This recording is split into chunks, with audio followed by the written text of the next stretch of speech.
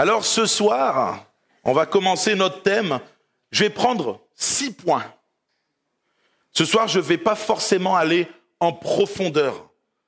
En fait, c'est, on va dire, un prélude de certains enseignements que je vais apporter. Mais je trouve que pour nous, c'est important d'aborder le thème de l'enlèvement de l'Église. Vous êtes d'accord ? Bon, ça va déjà. Si vous êtes d'accord, c'est bien, ça va être plus facile. Alors, je me suis posé quelques questions, et c'est des questions qu'on retrouve souvent quand on parle de la fin des temps, de l'enlèvement, etc. La première question que je me suis posée, c'est déjà, est-ce qu'il y a un enlèvement ? Ça, c'est quand même la première question qu'il faut se poser avant de parler de l'enlèvement. Ensuite, on entend souvent parler de la grande tribulation. Une période chaotique que les chrétiens vont vivre. Certains disent ou pas. Voilà. Le millénium. Et on entend parler, je suis sûr, si je vous pose la question ce soir, d'un grand réveil mondial avant le retour de Jésus. Qui a déjà entendu ça ? Ouais, plusieurs. Ouais. Et on va voir ce que la Bible appelle grand réveil. On va voir, est-ce que c'est un grand réveil comme souvent les évangéliques et les pentecôtistes l'attendent ? L'avènement de Jésus. Alors, avènement ou pas avènement, mais bon, je ne vais pas donner la réponse maintenant. Et la résurrection des morts.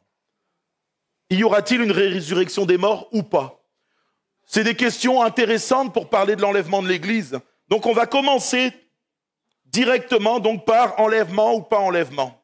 On va prendre un verset, un texte plutôt, 2 versets qui se trouvent dans 1 Thessaloniciens, au chapitre 4 et au verset 16 et 17. Un texte assez connu, mais voilà, on commence par le commencement. Ce texte nous dit, dans 1 Thessaloniciens au chapitre 4 et au verset 16, « Car le Seigneur lui-même a un signal donné, à la voix d'un archange et au son de la trompette de Dieu, descendra du ciel et les morts en Christ ressusciteront premièrement. Ensuite, nous les vivants qui sommes restés, nous serons enlevés ensemble avec eux sur des nuées à la rencontre du Seigneur dans les airs, et ainsi nous serons toujours avec le Seigneur. » Dans ce premier texte qu'on prend, il faut voir que le mot traduit par enlever se dit en grec harpazo, qui signifie saisir, emporter rapidement, ravir, prendre. Et puis si on devait prendre on va dire le synonyme en hébreu, ça serait lakar, qui est utilisé souvent comme prendre pour épouse ou prendre possession par le moyen d'une acquisition dans le but d'être avec. Donc c'est quand même intéressant. Quand on voit le terme qui a été utilisé en grec ici, il s'agit bien d'un enlèvement. Donc, quand Jésus va revenir, si Jésus revient d'ailleurs, bon, c'est un peu notre espérance, sinon ça serait triste, voilà. Mais la première chose qui nous est dit dans ce texte, c'est qu'on va être enlevé. C'est Jésus qui vient, il va nous prendre, il va nous ravir. Et on sera pour toujours avec lui. Alors c'est intéressant de voir quand même que dans ce texte, il y a des petites subtilités. Le terme employé, la racine grecque, elle est très claire. Il y aura quelque chose qui va se passer, un enlèvement. C'est indiscutable. Mais souvent, nous, on pense que l'enlèvement, il va se faire comme on l'a toujours entendu. On va être enlevé et on va aller tout de suite dans une sorte de paradis, un lieu spirituel, un endroit différent de ce qui existe sur Terre. Et j'aimerais quand même prendre ce mot grec, parce que là, il est dit qu'on ira dans les airs à la rencontre de Jésus. Et le mot utilisé ici pour dire les airs, c'est aer. Enfin, je ne sais pas si ça se prononce comme ça en grec, la prononciation, je ne suis pas bon, mais le terme, c'est aer, qui signifie qu'on sera enlevé dans l'atmosphère dans laquelle respirent les êtres vivants. Ah, donc quand on va aller à la rencontre de Jésus, il y a Siri qui se met en route. Voilà. Et donc, on va aller dans les airs, dans un endroit qui est l'atmosphère, là où respirent les êtres vivants. C'est-à-dire qu'on ne va pas disparaître dans un lieu spirituel, dans ce qu'on pourrait appeler le paradis, etc. J'ai pris justement le terme aër qu'on trouve 7 fois dans le Nouveau Testament et j'ai regardé à chaque fois de quelle façon il était utilisé. Et le mot aër, donc c'est AER, on le retrouve dans Actes chapitre 22, verset 23, qui dit « lancer de la poussière en l'air ». 1 Corinthiens chapitre 9, verset 26, « je frappe non pas comme battant l'air ». 1 Corinthiens 14, 9, « car vous parlez en l'air ». Donc vous comprenez bien qu'il s'agit bien d'un endroit terrestre et non spirituel. Quand on prend le terme exact, on va monter vers Christ, vers notre roi qui est de retour, et on sera avec lui dans les airs, on pourrait dire dans le ciel physique. Il y a une différence quand même entre ce mot-là et un autre mot qui est utilisé dans le même texte. Et si on reprend, il est dit qu'en fait Jésus, il descendra du ciel. Si nous, on va dans les airs à sa rencontre, donc dans le aër, Jésus, lui, descend de l'ouranos en grec. C'est-à-dire que là, c'est un endroit spirituel. Ça veut dire qu'on peut l'appeler le paradis, les cieux. Heureux les simples d'esprit, car ils hériteront du royaume des cieux. Là, on parle d'ouranos. On parle de quelque chose, un état spirituel, un endroit spirituel.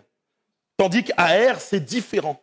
Et là, dans ce texte-là que Paul nous dit, Jésus va descendre de son royaume qui est dans le ciel, actuellement dans les cieux, dans ce qu'on pourrait appeler, nous, le paradis, pour descendre dans les airs, et nous, on va monter à sa rencontre dans les airs.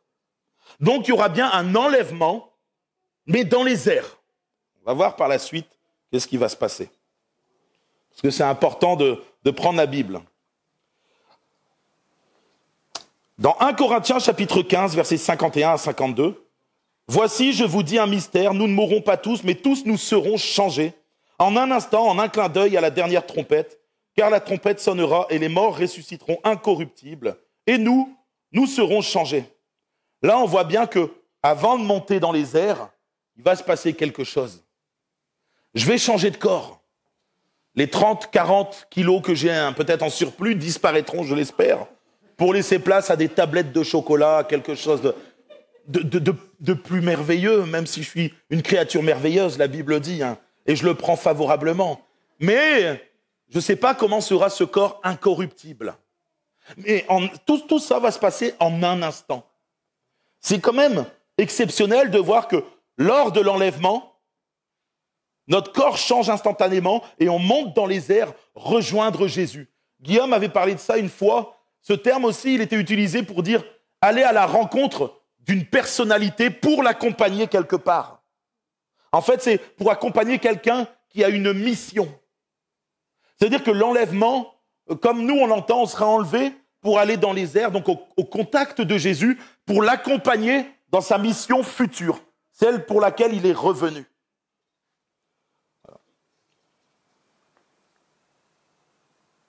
Donc, enlèvement ou pas enlèvement, avec ce que je viens de vous dire? Est-ce que c'est assez simple, assez clair? Est-ce que quelqu'un dit encore non, je ne pense pas qu'on va être enlevé. Ok, gloire à Dieu. J'ai convaincu tout le monde pour la première partie, ou vous étiez déjà convaincus, je pense. Le deuxième point que j'aimerais voir avec vous, c'est la grande tribulation. Alors déjà, est-ce que grande tribulation, pas grande tribulation? Ah oui? Alors vous allez voir qu'il y a un piège. Un beau piège. Enfin beau, je ne sais pas si on peut dire beau, mais il y a un piège dans la grande tribulation. Matthieu 24, versets 21 et 22. Ce texte nous dit « Car alors, la détresse sera si grande qu'il n'y en a point eu de pareil depuis le commencement du monde jusqu'à présent, et qu'il n'y en aura jamais. Et si ces jours n'étaient abrégés, personne ne serait sauvé, mais à cause des élus, ces jours seront abrégés. » Alors souvent, on prend ce texte pour l'attribuer à l'Église moderne. Et on a l'impression que quand Jésus parle de cette grande détresse, parce que le mot détresse et tribulation, c'est la même chose. C'est le même mot qui est employé en grec. Eh ben, on a l'impression, en fait, que ça, là, ce que Jésus dit à ce moment-là, ça concerne l'Église de la fin des temps. Ça nous concerne, nous, et il va y avoir une grande tribulation comme jamais il y en a eu, etc. Et là, on a peur. Film d'épouvante. Mais waouh, ça va être... Alors, je dis pas qu'il se passera rien pour nous aussi. Mais je veux reprendre de là où partent, on va dire, les théories ou les doctrines de certains. Ce texte, le mot grec, c'est thlipsis. Alors, assez dur à traduire, mais il s'agit de détresse, de souffrance, de persécution, de difficulté et de tribulation. Donc le Seigneur parle bien d'une grande détresse comme il n'y en a jamais eu. C'est la grande tribulation, j'ai envie de dire presque, qui pourrait commencer à ce moment-là. Mais il y a un autre mot dans la Bible qui est traduit en grec par tribulation et qui est ananké. Et c'est bizarre parce que ananké et thlipsis, bon, c'est la même chose, c'est un synonyme. Et les deux peuvent vouloir dire tribulation, je cherchais le mot. On le retrouve dans Luc 21, verset 23, pour aborder le même mot que tribulation en Matthieu 24. Et en fait, quand Jésus parle de cette tribulation, on va la retrouver dans d'autres textes. Daniel, chapitre 12, verset 1. Il y aura un temps de détresse tel qu'il n'y en a jamais eu depuis que les nations existent, jusqu'à ce temps. En ce temps-là, ceux de ton peuple qui seront trouvés inscrits dans le livre seront sauvés. Daniel aussi a prophétisé cette grande tribulation, cette grande détresse. Un temps qui va être dur, un temps qui va être horrible, un temps qui va être violent. En réalité, ce moment-là où Jésus parle de cette grande tribulation et ce que Daniel est en train de dire, il s'agit d'un événement qui va arriver en 70 après Jésus-Christ de notre ère. Il s'agit de la destruction de Jérusalem. Et certains vont dire « Oh non, je ne suis pas convaincu ». C'est pas grave.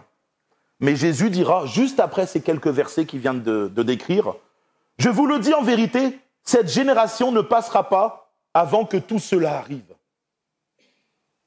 Vous voyez bien que ce moment de la grande détresse, grande tribulation qui vient d'être annoncée, quand Jésus le dit, il le dit à des gens qui vont le vivre de leur vivant. Ça ne concernera pas l'Église de la fin des temps. Même si nous aussi, vous inquiétez pas, on va avoir notre lot de grandes tribulations, notre lot de grandes épreuves qui s'abattra sur la terre, etc.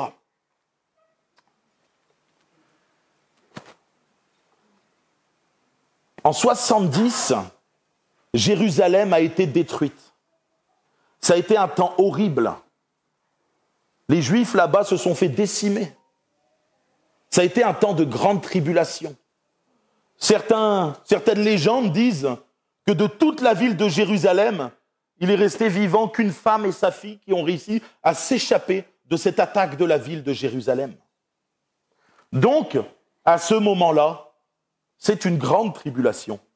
Mais vous allez voir que si on prend plusieurs textes dans la Bible, Paul, avant que cela n'arrive, va dire « Je suis dans une grande détresse ». Et en fait, le terme pourrait être employé par une grande tribulation. Et en fait, de tout temps, les chrétiens vont subir la tribulation.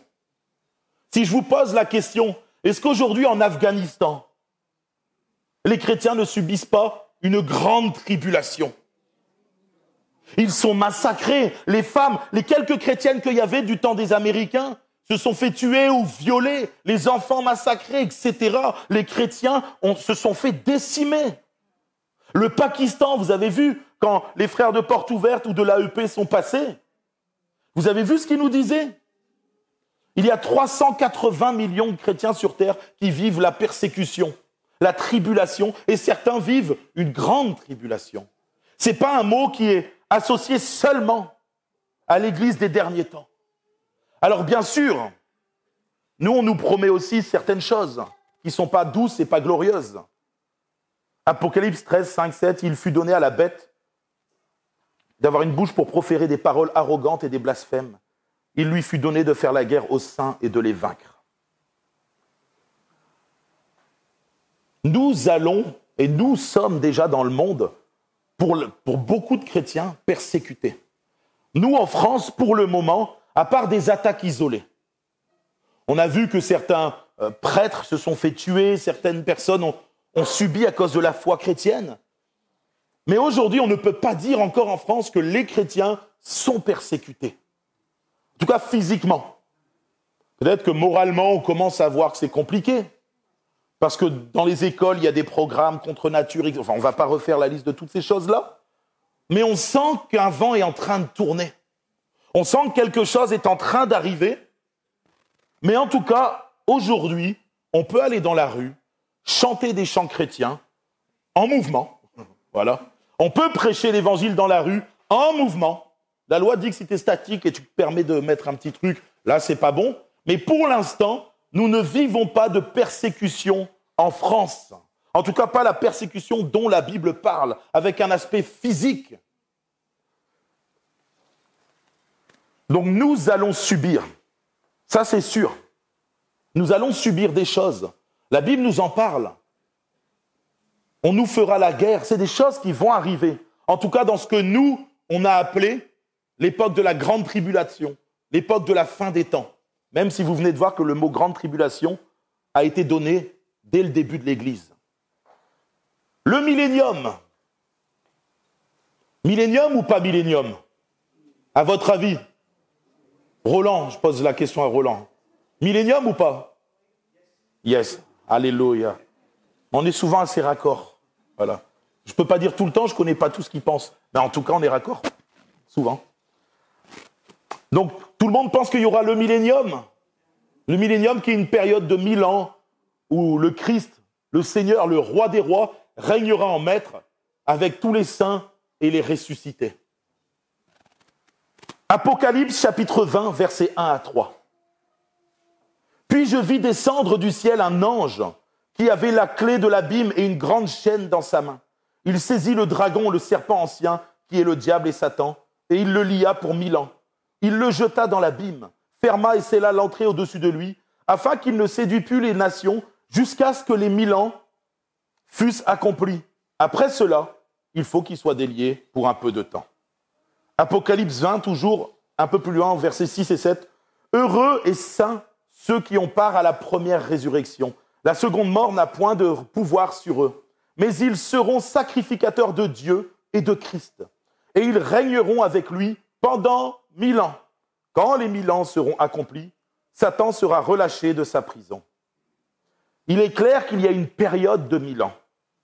Là, quand on lit les Écritures, 1000 ans où le diable est enchaîné et où Jésus-Christ va régner. Et nous, si on en croit les textes, je ne veux pas trop spoiler la suite de... Voilà. En tout cas, certains seront avec Christ en train de régner. Il y en a aujourd'hui qui pensent que le millénium a déjà eu lieu. D'ailleurs, qu'on est dans la période du millénium. Mais je vais vous expliquer, mais c'est quelque chose où il y a des arguments et tout ça. Mais bibliquement, il y a quelque chose qui ne colle pas. Je ne veux pas dénigrer les autres façons de voir. Chacun peut voir comme il le souhaite. Mais si je suis la Bible, pour certains, le millénium a commencé quand Jésus a vaincu à la croix. Et ils disent qu'à partir de là, le diable a été enchaîné et c'est le règne de Christ et l'Église règne avec Christ sur terre. Elle est bien moche le règne, hein. Franchement. Enfin, si c'est ça le règne de Christ, et yaï, quoi. Mais bibliquement, je vais vous expliquer parce qu'on reste sur la Bible ce soir. Je vais essayer de vraiment pas m'écarter. Ça colle pas. Parce que dans Apocalypse chapitre 13, au verset 10 à 13, la Bible nous dit « Et j'ai entendu dans le ciel une voix forte qui disait « Maintenant, le salut est arrivé, et la puissance et le règne de notre Dieu et l'autorité de son Christ. Car il a été précipité l'accusateur de nos frères, celui qui les accusait devant notre Dieu jour et nuit. Ils ont vaincu à cause du sang de l'agneau et à cause de la parole de leur témoignage, et ils n'ont pas aimé la vie jusqu'à craindre la mort. C'est pourquoi réjouissez-vous, cieux et habitants, et vous qui habitez dans les cieux, donc cieux, ceux qui sont dans on va dire le paradis, une maison céleste, voilà. Malheur à la terre et à la mer, car le diable est descendu vers vous, animé d'une grande colère, sachant qu'il a peu de temps. Quand le dragon vit qu'il avait été précipité sur la terre, il poursuivit la femme qui avait enfanté l'enfant mâle. Là, on voit bien que quand Jésus devient triomphant par l'œuvre de la croix, à partir de ce moment-là, le diable est expulsé du ciel. Alors, ça paraît surprenant de dire ça à ce moment-là. Et un jour, on fera sans doute une étude sur le moment où le diable a été expulsé du ciel. Mais en tout cas, à ce moment-là, il est jeté sur la terre, il n'a plus aucun accès dans le ciel, et il se déchaîne sur terre. Donc voilà pourquoi on ne peut pas dire que le millénium a commencé avec la résurrection de Christ et l'œuvre de la croix, parce que c'est à ce moment-là que le diable a été expulsé et jeté sur terre. Et pour faire quelque chose d'assez clair, c'est que c'est à ce moment-là que le mot tribulation arrive dans le Nouveau Testament et dans la Bible. C'est quand le diable va être jeté sur terre, qu'il va s'acharner sur le peuple de Dieu, sur les chrétiens, il va les persécuter, il va mettre tout en œuvre pour que les chrétiens vivent la tribulation. Donc vous voyez que dire qu'on est dans l'époque du millénium, ça ne tient pas la route bibliquement. Donc voilà, si on prend les textes de la parole de Dieu, il y aura bien un millénium, mais on va le voir tout à l'heure en tout cas, ce millénium ne se fera qu'après l'avènement de Jésus. Un grand réveil, ça c'est les questions que l'on entend. Moi, quand je pose la question, c'est un grand réveil selon ce que moi j'ai entendu dans les assemblées de Dieu et tous les mouvements un peu charismatiques et pentecôtistes. Et on a l'impression qu'à la fin, il va y avoir the réveil mondial. Des millions, voire près de 1 milliard, 2 milliards de personnes qui vont être sauvées juste avant que Jésus revienne. 2 Thessaloniciens 2, verset 3. On aurait pu prendre le verset 1 et 2, parce que le verset 1 et 2, en fait, c'est Paul qui écrit une lettre à des chrétiens qui disent « Ne vous laissez pas séduire, etc. » Comme certains disent que l'avènement de notre Seigneur et l'enlèvement est proche. D'ailleurs, l'avènement et l'enlèvement sont similaires dans le texte. On verra tout à l'heure. Et là, Paul va dire que personne ne vous séduise d'aucune manière, car il faut que l'apostasie soit arrivée auparavant et qu'on ait vu paraître l'homme du péché, le fils de la perdition. Alors que nous, on espère un grand réveil mondial. Je ne dis pas qu'il n'y a pas de réveil, mais nous, on espère le grand réveil, où les foules entières vont accepter Christ et ça va être quelque chose d'extraordinaire. Et beaucoup de mouvements, j'ai entendu beaucoup de pasteurs prêcher ça. Mais quand je lis le texte, et les textes, il y en a plusieurs, mais quand je lis les textes, au contraire, on nous parle d'une apostasie générale. Une apostasie, vous savez, c'est un rejet massif de la vérité biblique. Et je pense que même dans nos églises, on a parfois des grosses églises qui poussent, même des petites églises, peu importe la taille d'ailleurs. Mais ils sont en train de sélectionner la vérité biblique. Ça, c'est l'apostasie. Ne choisir qu'une partie de la Bible. Je pense que beaucoup d'entre vous, ou certains d'entre vous, ont déjà dû entendre « Mais ça, c'est Paul, c'est pas Jésus. » Donc, en gros, ce que Paul a dit, j'y crois pas trop. Il a dû se tromper, Paul. Puis si ça atterrit dans la Bible, en fait, c'est un hasard. J'ai même entendu des gens me dire « Oui, mais Paul était misogyne, et c'était Paul. Jésus, c'est pas pareil. » Et donc, du coup, on sélectionne tranquillement ce en quoi on veut placer notre foi. Mais ça fait partie de l'apostasie. Parce que la parole de Dieu, tu la prends telle qu'elle est. La vérité, tu la prends telle qu'elle est. Tu ne vas pas la façonner selon les désirs de ton cœur. D'ailleurs, Pierre lui-même a validé les écrits de Paul. Il a dit, cette lettre qu'il a écrite, elle est sagesse de Dieu. D'ailleurs, comme toutes ces lettres. Et Pierre était un des 12 qui pouvait valider les enseignements de Paul. Parce qu'il était un des 12 qui avait appris, qui avait écouté et qui avait reçu de Jésus-Christ lui-même cette fonction de pouvoir valider et dire ce qui vient de Jésus ou pas. Et quand Pierre valide Paul, et qu'aujourd'hui on voit que certains pasteurs et certaines églises, et je dis pas qu'il y en a peu, il y en a de plus en plus, il y en a beaucoup, qui disent oui mais ça c'était Paul, ah mais ça c'était contextuel donc on enlève tout ça. C'est ça qu'on appelle l'apostasie. C'est d'une certaine façon le rejet de la foi ou d'une partie de la foi. On a des églises qui croient en Jésus. On a beaucoup d'églises qui croient en Jésus, et c'est très bien, c'est le commencement. Mais Jacques dira, mais que croire, c'est pas suffisant. Les démons aussi y croient et y tremblent. Jésus dira, c'est qui mes disciples? C'est ceux qui gardent mes commandements, c'est ceux-là qui m'aiment, c'est ceux qui m'obéissent. C'est pas ceux qui font ce qu'ils veulent, ça c'est de l'apostasie. Et nous ne sommes pas là pour, justement, essayer de falsifier la Bible. Quand Paul nous dit qu'il va y avoir une apostasie avant, justement, l'avènement et le retour de Jésus et l'enlèvement des chrétiens, eh bien, en fait, il nous parle d'apostasie. Il nous dit qu'à ce moment-là, il y a quelqu'un qui va arriver et qui va amener une autre, on va dire, une autre phase dans le monde. Oui, l'Antichrist va arriver. Il va régner. C'est pour ça, quand on parle de grand réveil, la Bible ne le mentionne pas. Par contre, elle parle de réveil, et il y a des réveils spécifiques. Donc, on va prendre un texte. En fait, beaucoup confondent le réveil mondial avec la prédication de l'évangile prêchée dans le monde entier. Matthieu 24, 14, qui dit « Cette bonne nouvelle du royaume sera prêchée dans le monde entier pour servir de témoignage à toutes les nations. Alors viendra la fin. » D'accord ? Jésus annonce que l'évangile atteindra toutes les nations, ce qui implique un réveil plutôt missionnaire mondial, même si ce n'est pas forcément un réveil massif dans les âmes, en termes de conversion. Cela fait maintenant des milliers d'années que l'évangile est prêché, et nous avons atteint les 4 coins du monde en termes d'évangélisation. Je ne dis pas que tout le monde a entendu parler de Jésus sur terre, mais sur toute la terre, il y a une possibilité, en tout cas aujourd'hui, d'avoir accès à Jésus-Christ. J'ai vu l'autre jour, là, il y avait une tribu, il y avait un gars qui est arrivé, je ne sais plus comment, je crois, en voilier ou quelque chose, il débarque sur une plage, puis là, il voit, il y a des gars qui arrivent sur lui, et en fait, il s'est rendu compte qu'il n'avait... c'est une tribu qui vivait reclus du monde, voilà. Bon, peut-être qu'ils ont entendu parler de Jésus aussi, je ne sais pas, moi, avec un songe ou quelqu'un qui a un jour réussi à passer là-bas. Mais en tout cas, on arrive à un stade où le monde entier a été évangélisé. Donc, alors viendra la fin, dit Jésus.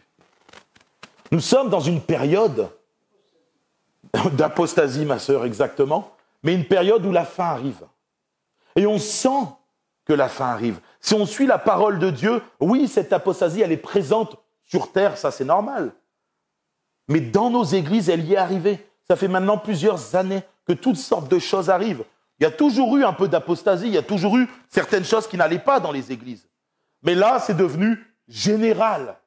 Et aujourd'hui, pour rester sur la parole, pour rester droit sur le droit chemin dans toute la vérité, c'est presque un combat personnel pour chacun.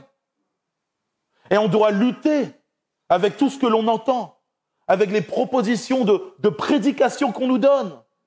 Mais tu vas devenir riche, tu vas être prospère, etc.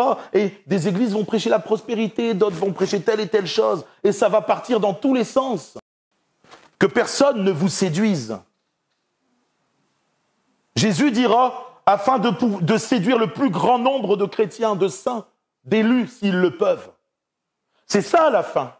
Avec toutes sortes de faux docteurs, de faux prophètes, qui racontent toutes sortes de choses, mais qui ne sont pas bibliques. Parfois, ça ressemble à la Bible, mais ce n'est pas la Bible. Nous sommes dans ces temps-là. Et c'est là où nous devons observer les temps dans lesquels nous sommes. Et plus que jamais, nous devons lire la Bible. Nous devons nous nourrir de cette parole. Nous devons l'étudier, l'éplucher, la décortiquer. Parce que sinon, on va passer à côté de beaucoup de choses.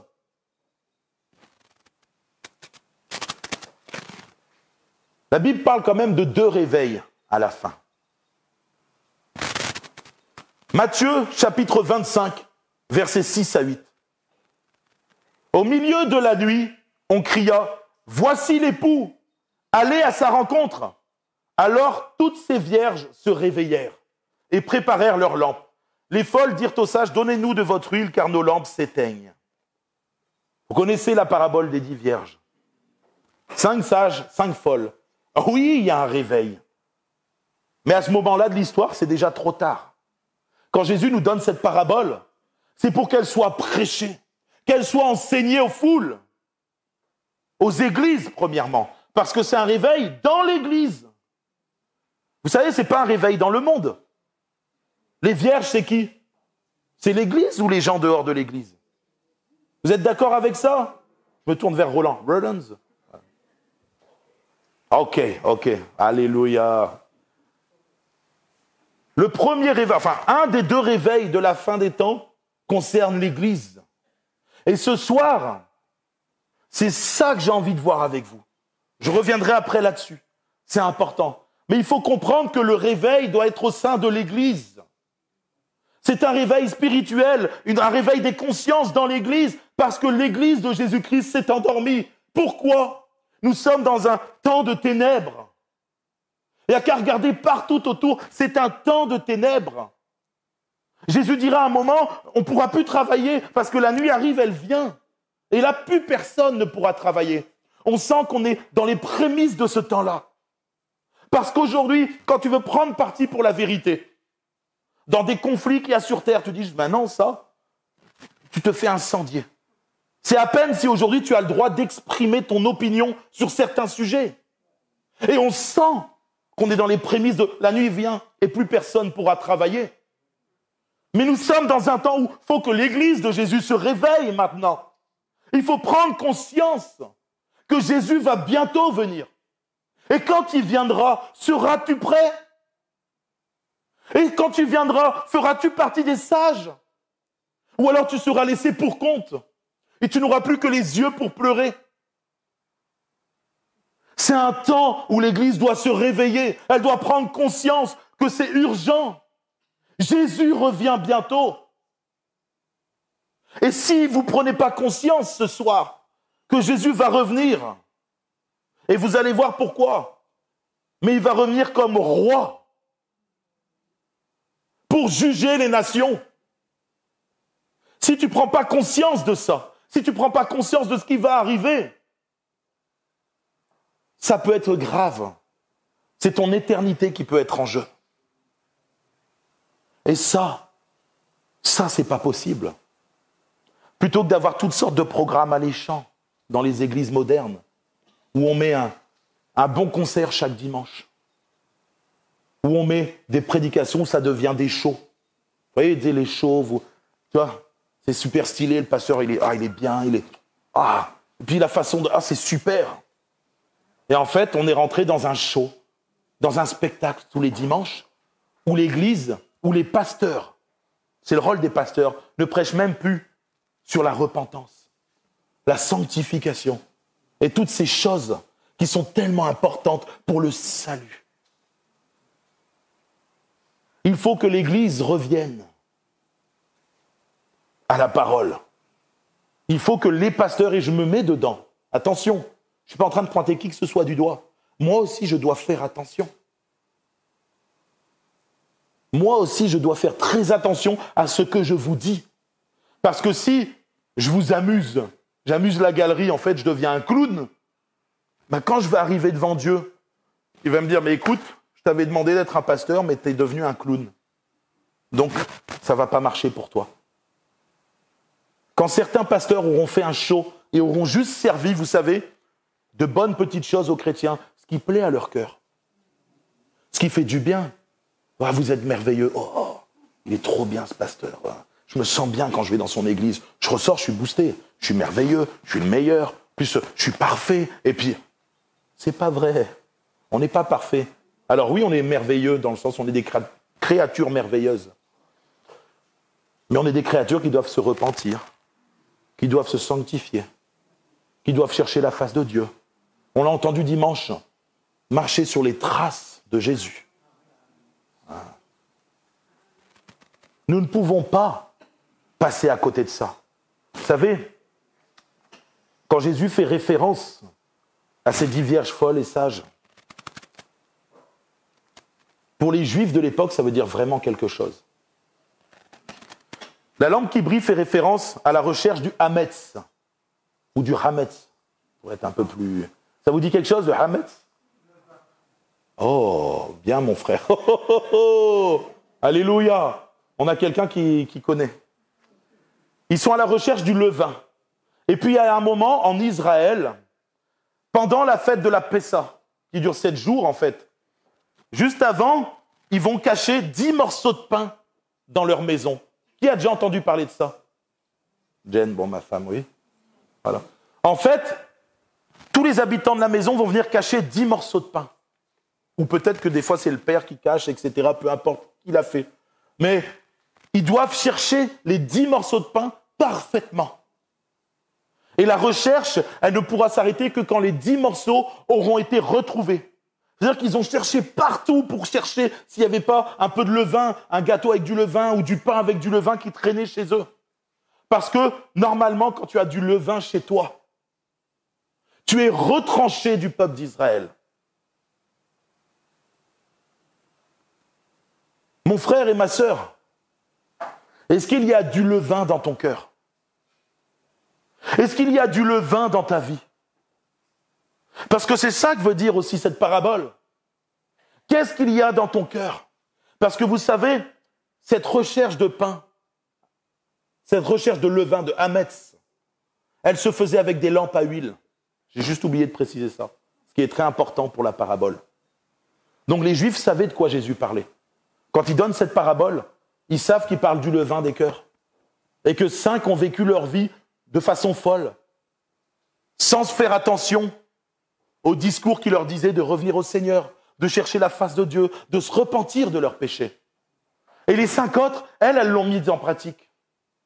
Ça, c'est l'Église de Christ qui est fidèle et qui décide non pas d'entendre des choses qui sont bonnes à leur cœur ou de rejeter les enseignements qui leur disent de se repentir.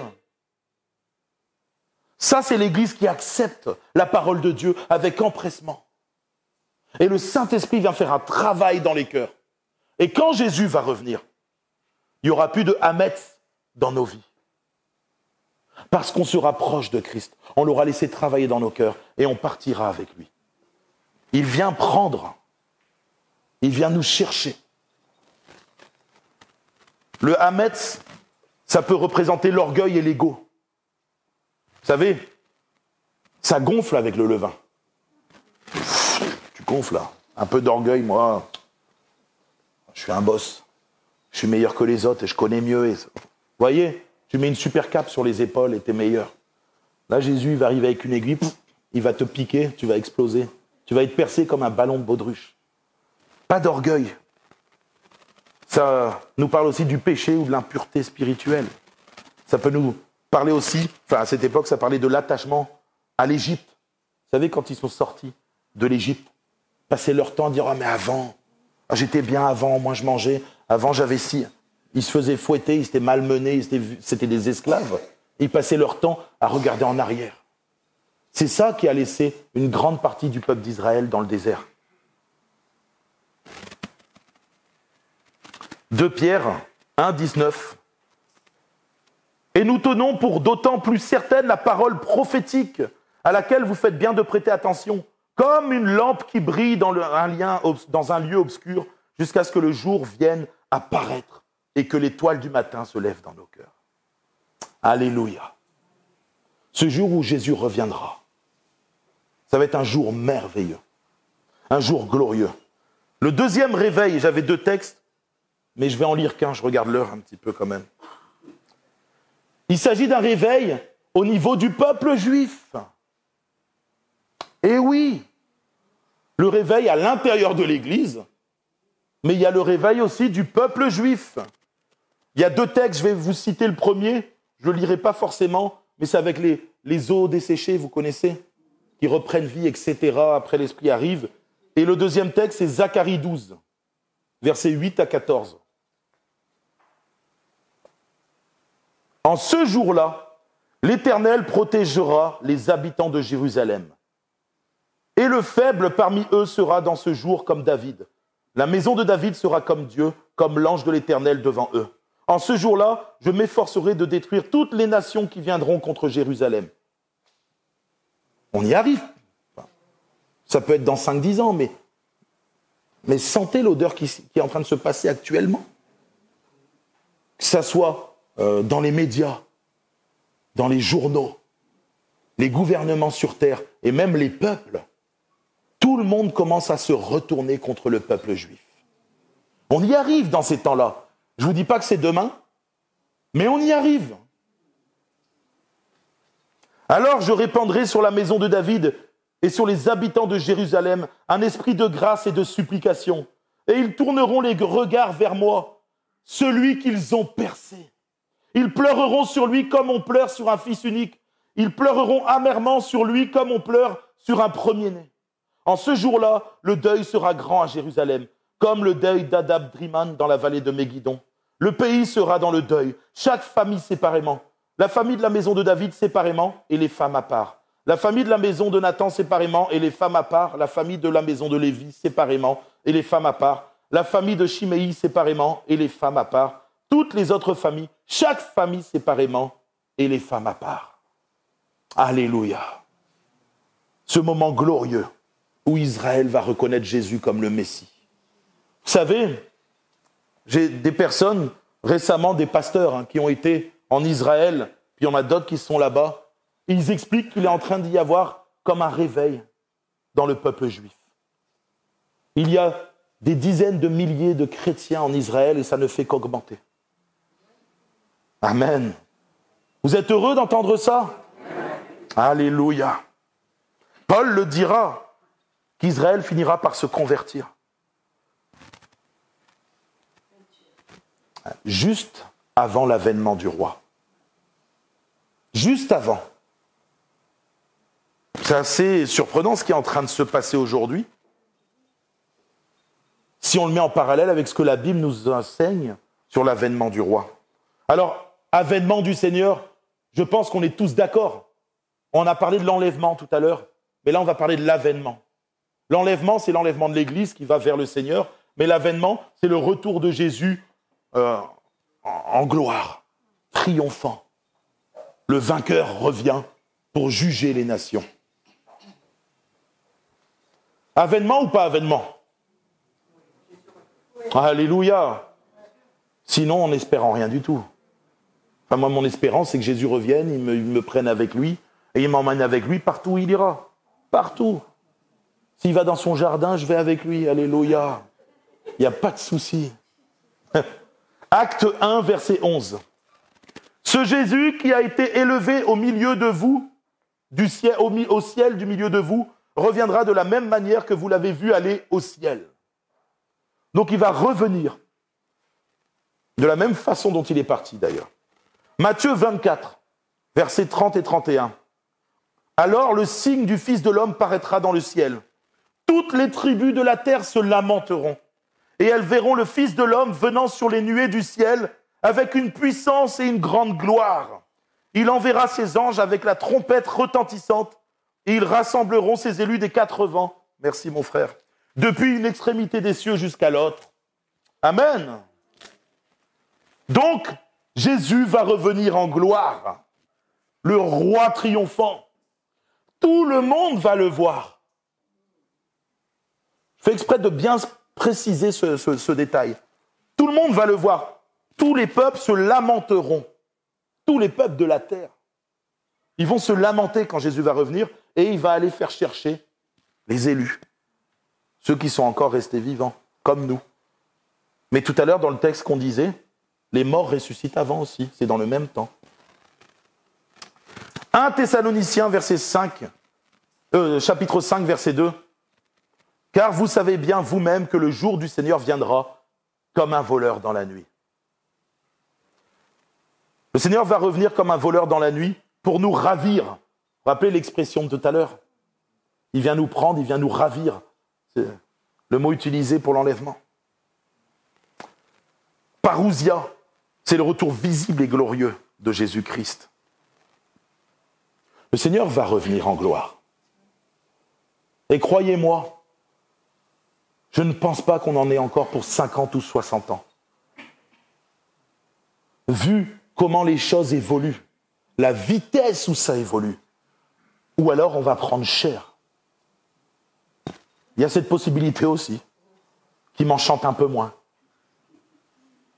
Mais il faudrait que, je vous dis honnêtement, parce que je vais continuer, après on va parler de la résurrection des morts, mais pour notre bien-être, il faudrait que Jésus revienne le plus tôt possible. Parce que ça va devenir très compliqué. La résurrection des morts. Qui croit en la résurrection des morts? Alléluia, tous. Gloire à Dieu.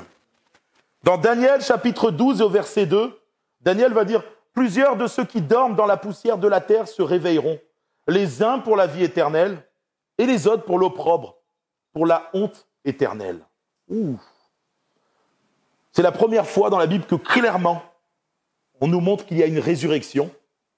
Et dans cette résurrection, certains vont revenir pour la vie éternelle.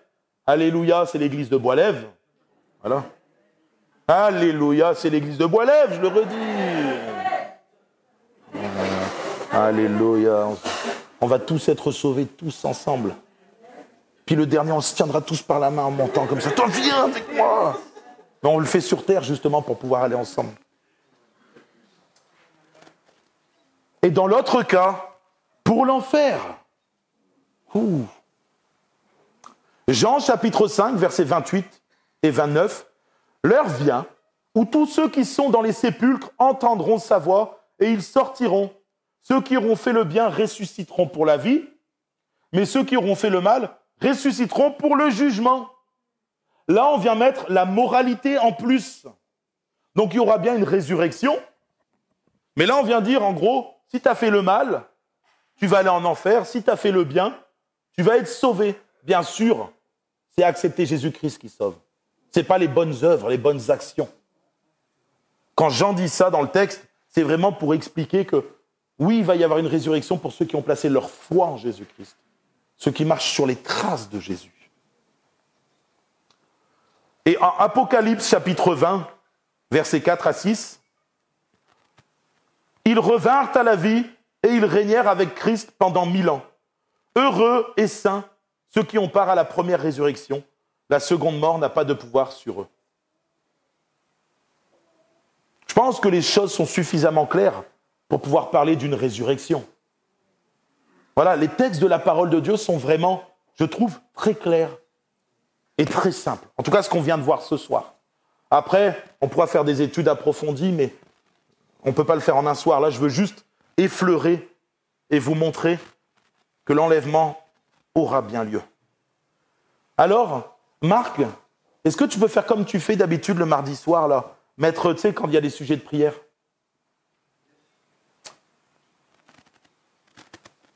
Et là, je vais te donner les 6 thèmes, et j'aimerais qu'on essaye de les mettre dans l'ordre chronologique. C'est là où c'est intéressant. Avec tout ce qu'on a pu entendre depuis des décennies, et ce que la Bible dit. Alléluia, qu'ils soient tous bénis. Alors, le premier mot que tu peux mettre, c'est le enlèvement.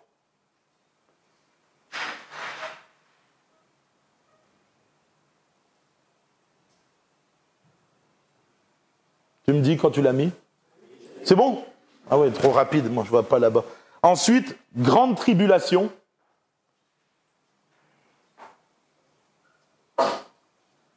Ensuite, millénium.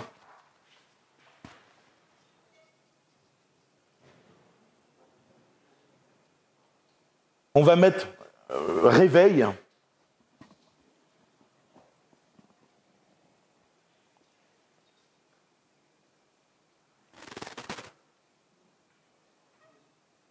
Ensuite, avènement.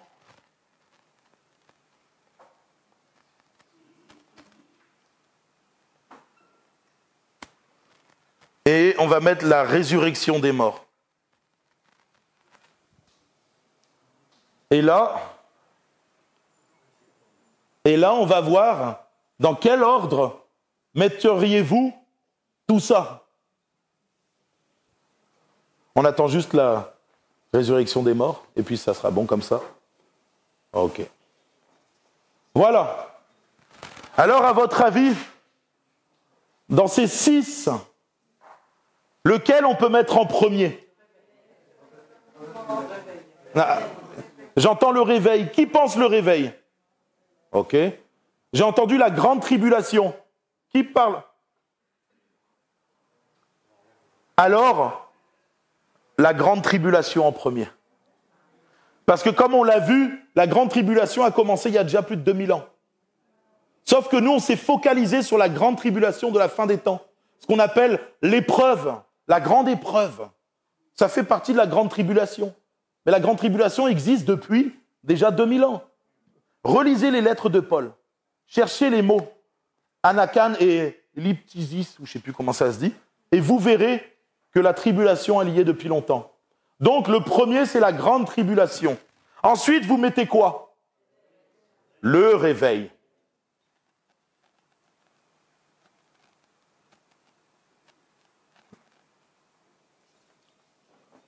Ensuite, vous mettez quoi?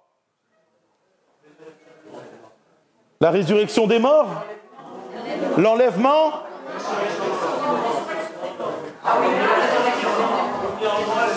Il y a quelqu'un tout au fond, une jeune fille qui nous dit quelque chose. Qui est d'accord avec l'avènement? Ok. On met avènement.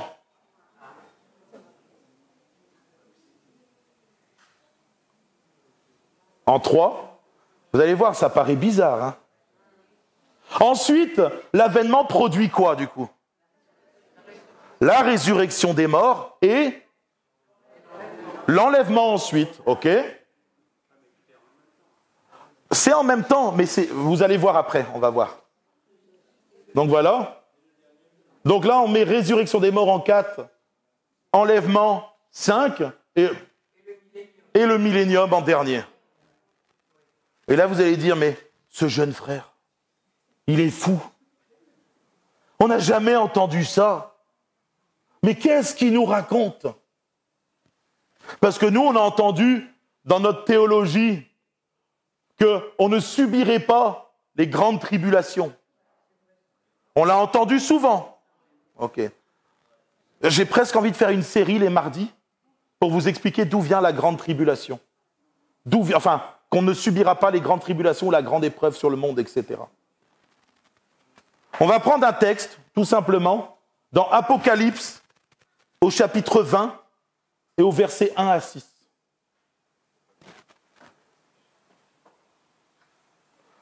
Là, vous savez que Apocalypse 20, on va dire que c'est le dernier chapitre où il nous est parlé de tout ce qui se passe sur terre. Après, le 21 et le 22, c'est glorieux. Puis je vis descendre du ciel un ange qui avait la clé de l'abîme et une grande chaîne dans sa main. Il saisit le dragon, le serpent ancien qui est le diable et Satan, et il le lia pour 1000 ans. Il le jeta dans l'abîme, ferma et scella l'entrée au-dessus de lui, afin qu'il ne séduisît plus les nations jusqu'à ce que les 1000 ans fussent accomplis. Après cela, il faut qu'il soit délié un peu de temps, et je vis des trônes, et à ceux qui s'y assirent furent donnés le pouvoir de juger. Et je vis les âmes de ceux qui avaient été décapités à cause du témoignage de Jésus et à cause de la parole de Dieu.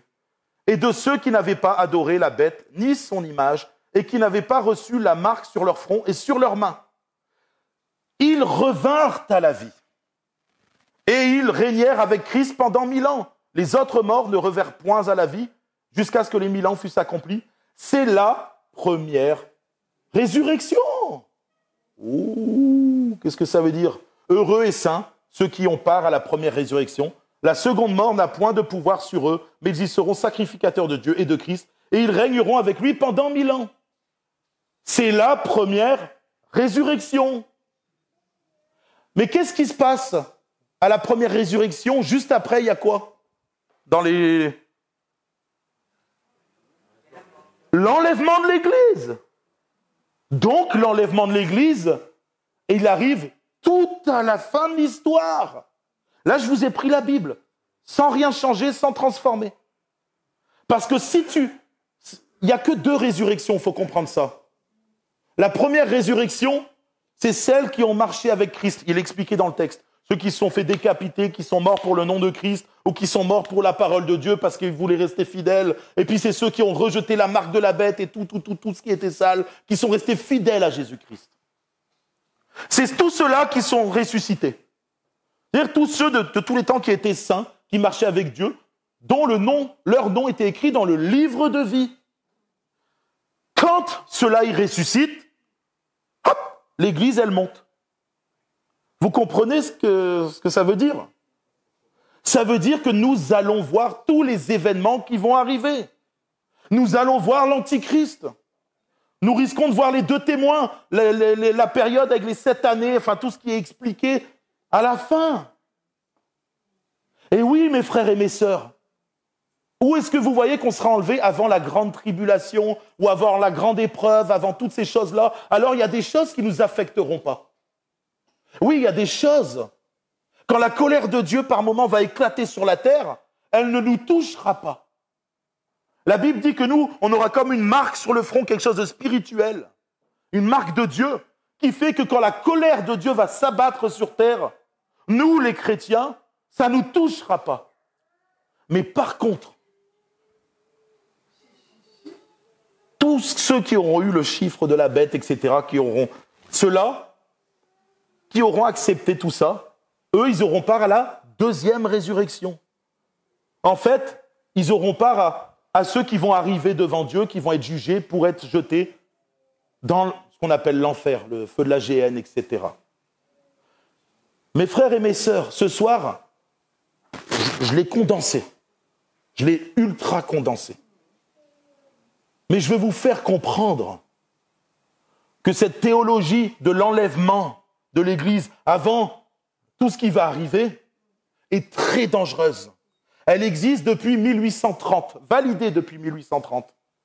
Voilà, en 1700 et quelques, il y a quelqu'un, je vous expliquerai tout ça, d'accord, qui a décidé de mettre en place cette théologie. Et en 1830, ils l'ont fait valider et ils se sont fiés à une enfant de 15 ans qui est entrée en transe. Ça vient de là.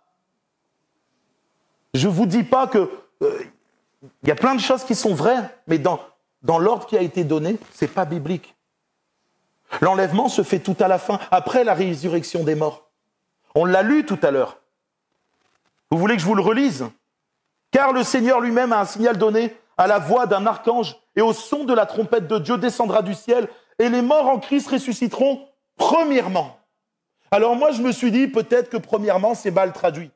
Parce que des fois, vous savez que la traduction n'est pas forcément la bonne. Alors j'ai été voir le mot, et le mot est traduit en grec par proton. Ce qui signifie d'abord, auparavant ou précédent. Ça précède, ça vient avant. Donc il n'y a aucune erreur sur le mot que Paul a employé. Nous, on passera après ceux qui sont morts.